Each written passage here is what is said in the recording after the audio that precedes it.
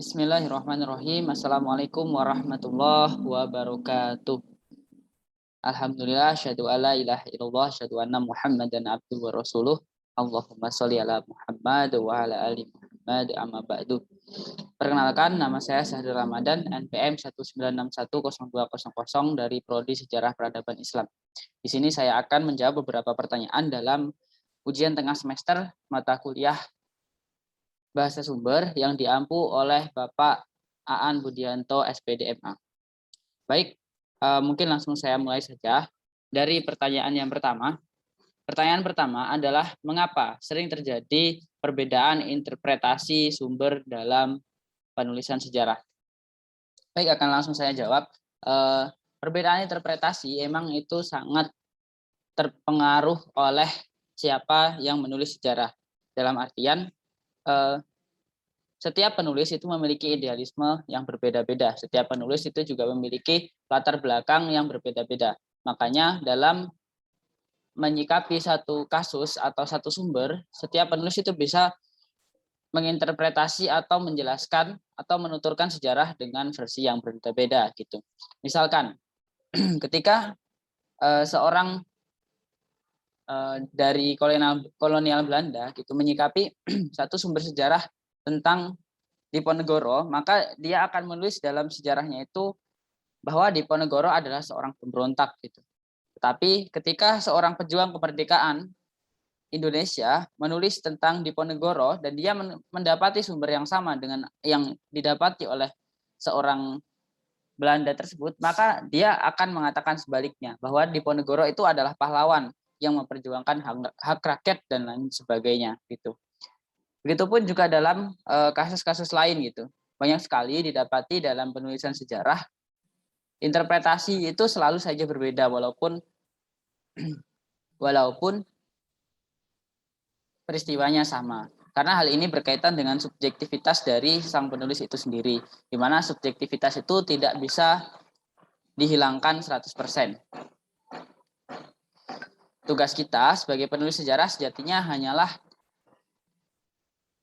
berusaha untuk seobjektif mungkin. Walaupun hal tersebut juga tidak bisa kita lakukan sepenuhnya karena subjektivitas itu adalah bagian dari manusia itu sendiri dan tidak bisa dipisahkan dari manusia. Baik, ke pertanyaan selanjutnya, yaitu bagaimana peran para penerjemah kitab-kitab berbahasa Arab ke bahasa di Nusantara dalam penyebaran agama Islam di Nusantara. Nah, perlu kita pahami bahwa jalur-jalur islamisasi di Nusantara itu memang sangat beragam gitu.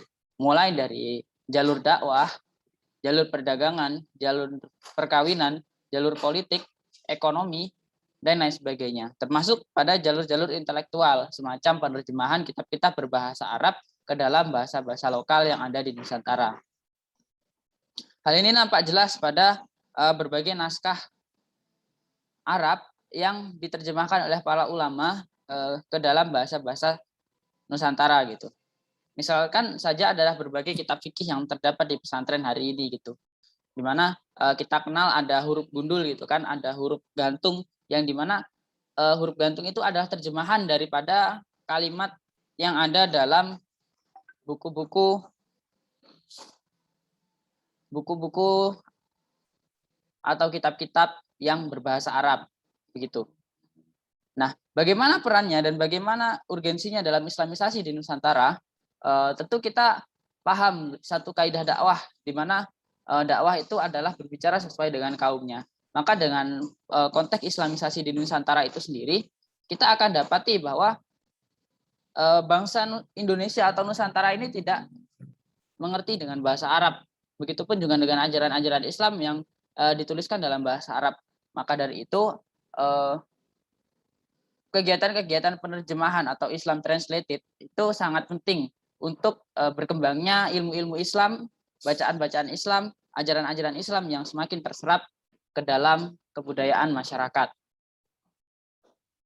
Nah, itu adalah peran penting dari penerjemahan kitab-kitab bahasa Arab ke bahasa Indonesia dalam proses islamisasi. Karena nyatanya dengan proses ini kemudian banyak dari penduduk Nusantara itu yang tertarik dengan Islam, begitu. Karena memang ajarannya yang bisa disesuaikan dengan konteks budaya dan apa yang terjadi di masyarakat yang tengah didakwahi oleh Islam itu sendiri gitu. Baik, soal selanjutnya nomor 3, yaitu tentang bagaimana keberadaan manuskrip bangsa Indonesia yang ada di beberapa perpustakaan di negara-negara barat. Salah satunya 26.000 manuskrip bangsa Indonesia yang masih tersimpan di perpustakaan Leiden di Belanda. Nah, ini sangat menarik itu. Karena hal ini berkaitan tentang sejarah masa lalu bangsa Indonesia yang masih belum terungkap sampai sekarang. Banyak dari sejarah-sejarah kita itu yang masih bolong gitu. Artinya masih ada satu lompatan historis gitu. Terutama pada abad-abad ketika penjajahan itu. Sehingga hal ini salah satunya itu dipengaruhi oleh beberapa manuskrip bangsa Indonesia yang sampai sekarang itu belum diteliti gitu dan masih berada di perpustakaan Leiden di Belanda gitu. Nah, bagaimana peran kita gitu dan bagaimana menurut kita atau menurut saya secara pribadi gitu. Nah, inilah pentingnya kita sebagai seorang pengkaji sejarah hari ini gitu, sebagai seorang mahasiswa dan seorang pembelajar sejarah hari ini. Tugas kita utamanya adalah bagaimana menjadikan sejarah ini gamblang gitu, menjadikan sejarah ini terang benderang sehingga tidak ada lagi lompatan sejarah yang ada dalam sejarah bangsa ini yang diakibatkan terutama oleh hilangnya manuskrip dari berbagai peradaban gitu. Nah, oleh karena itu kita sebagai mahasiswa sejarah harusnya mulai belajar ya setidaknya dengan mengenal bahasa sumber gitu, dengan mengenal metodologi sejarah dengan mantap, dengan holas, dengan sebaik mungkin gitu. Ya, untuk selanjutnya kita dengan cita-cita besar kita harusnya berusaha dengan keras untuk bisa bagaimana meraih manuskrip-manuskrip bangsa Indonesia itu yang ada di Belanda dan mencoba untuk menerjemahkannya atau bahkan membuatnya menjadi satu tulisan yang tersusun rapih gitu.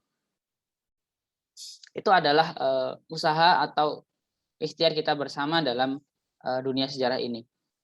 Mungkin itu yang bisa saya jawab dari berbagai pertanyaan di UTS mata kuliah bahasa sumber. Kurang lebihnya saya mohon maaf. Saya akhiri. Wassalamualaikum warahmatullahi wabarakatuh.